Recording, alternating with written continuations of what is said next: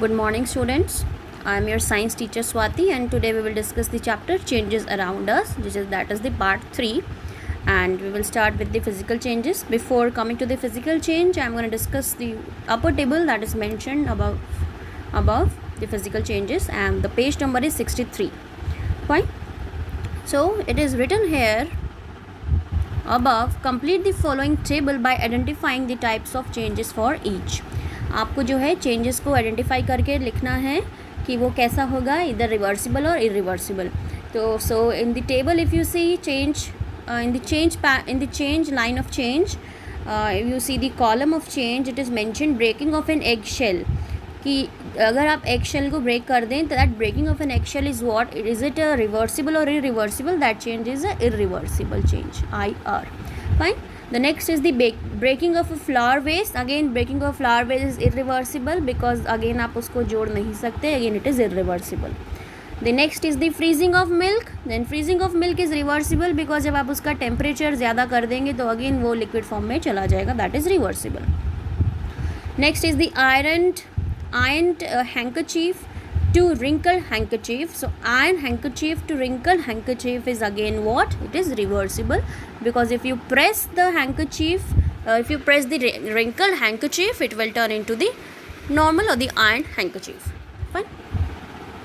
Or iron handkerchief, if you press the iron handkerchief or if you crush the iron handkerchief, it can be easily converted into the wrinkled handkerchief. Next is the steam to water. Yes, it is again reversible. Steam to water is reversible. A fabric cut into small piece, it is irreversible. Fine. And the next is the molten butter to solid butter, it is again reversible. And dough to chapatis, it is again reversible. Dough means अगर आप जो आटा गूंथते हैं उससे चपाती बन जाती है, then चपाती से डो बनना मुश्किल है. So that is the again irreversible. So the next change is the physical change, which is very important change. A change in the physical form of the substance. एक ऐसा change जो substance के physical form में change लाए and in which no new substance is formed, और जिसके अंदर कोई भी नया substance ना बने, उसको हम क्या बोलते हैं? physical change. A change in the physical form of the substance. ऐसा change जो substance की physical form में आए और जिसके अंदर कोई नया substance ना बने, that change is basically the physical change. For example, mixing of salt in water, breaking of a ceramic cup, melting of ice, tearing or folding of paper, melting of candle wax, cutting of fruits, they are the physical changes. So physical changes में उनके बाहर के basically जो outer look है उसमें change आएगा, लेकिन कोई नया चीज़ नहीं बनेगी. आउटर लुक का मतलब जैसे कि अगर आप पानी में नमक को डिज़ोल्व कर दें, आउटर लुक तो सेम रही, ठीक है ना. फिजिकल चेंज है ये बेसिकली इसके अंदर कोई नया सब्सटेंस नहीं बना, बिकॉज पानी में आपने नमक डिज़ोल्व किया तो कुछ रिएक्शन तो हुई नहीं, कुछ नई चीज़ बनी ही नहीं. नेक्स्ट इज़ अगर आपका कोई सेरेमिक कप टूट जाता है तो उसमें भी उसके फिजिकल चेंज में चेंज आया, मीन्स उसके जो चेंज हुआ वो फिजिकल आउटर लुक चेंज हुई, तो अगेन उसमें कोई नई चीज़ तो बनी नहीं. अब मेल्टिंग ऑफ आइस में भी अगर हम बात करें तो अगेन उसकी फिजिकल स्टेट में चेंज आया, उसमें भी कोई नई चीज़ नहीं बनी. टीयरिंग या फिर फोल्डिंग ऑफ पेपर में भी क्या हुआ? उसकी फिजिकल चेंज में, उसकी फिजिकल स्ट्रक्चर में चेंज आया, बेसिकली कोई नई चीज़ नहीं बनी. Next is the melting of candle wax, कि आपकी कैंडल वैक्स मेल्ट हो गई. फाइन. तो अगेन उसकी फिजिकल स्ट्रक्चर में चेंज आया बट नई कोई चीज़ नहीं बनी.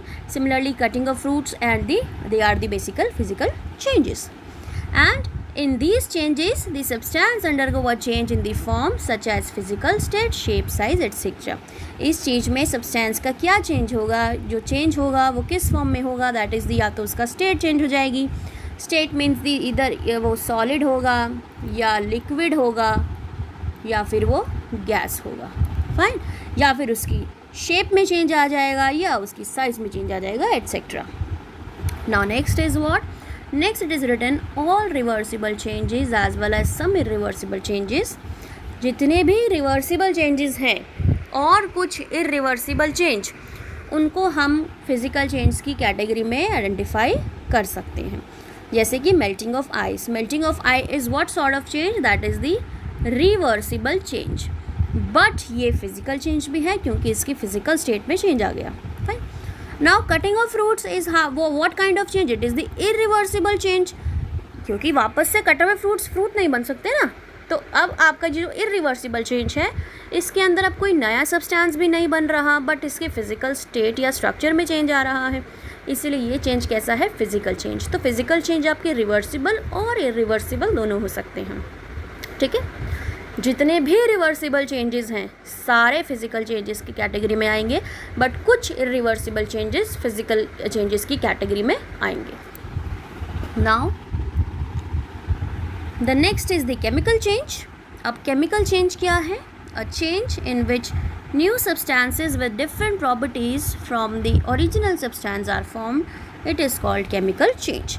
एक ऐसा चेंज जिसके अंदर एक नया सब्सटेंस बने और उस सब्सटेंस की प्रॉपर्टी पुराने वाले सब्सटेंस की या जो ओरिजिनल सब्सटेंस थी उसकी प्रॉपर्टी से अलग हो, तो ऐसे चेंज को हम क्या बोलते हैं? Chemical change.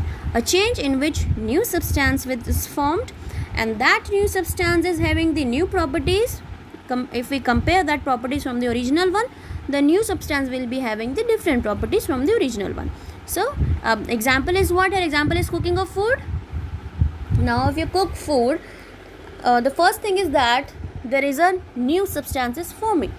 If you cook a food, the result will be bit different from the original one. पकी हुई सब्जी और पकी हुई सब्जी हो और जो कच्ची या रॉ सब्जी हो, अगर आप उसको देखें तो उसमें बहुत डिफरेंस आ जाएगा, दोनों की प्रॉपर्टीज़ में डिफरेंस आ गया।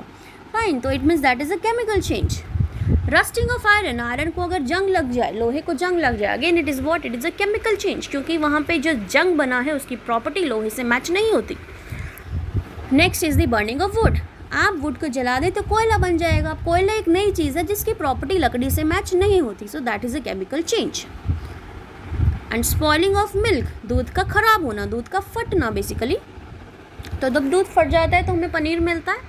Now paneer is having the different property as compare to the milk, so here new substance is forming, so again the change is what? It is a chemical change.